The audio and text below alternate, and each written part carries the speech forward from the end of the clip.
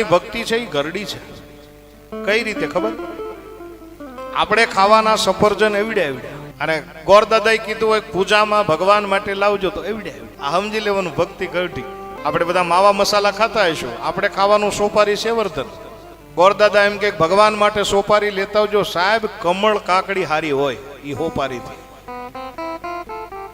સમજી લેવાનું આપણી ભક્તિ ગરડી. આપણે પહેરવાના કપડા છે ને 2000 નું મીટર, એવા કપડા આપણે પહેરીએ, લીન ડેનિયમ. પણ મારું કહેવું મારે કહેવું છે આપણે કપડા પહેરીએ તો 2000 નું મીટર. ગોરદાદા એમ કે ભગવાન માટે એક ધોતી લેતા આવજો, ભગવાન માટે એક વસ્ત્ર લેતા આવજો. અને આપણે એ ધોતી લઈએ કેવી લઈએ? સારી લેતા હોય એને તો વંદન છે, પણ અમુક યજમાનો ભગવાન માટે ધોતી લાવે સાહેબ. અમારા ઘરમાં પાણી ગળવાના ગરણામાં કામ ન આવ્યો.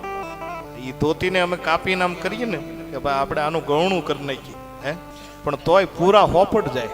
આવું જો આપણે માનતા હોય તો સમજી લેવાનું કે આપણી ભક્તિ ગરડી છે, ભક્તિ વૃદ્ધ છે.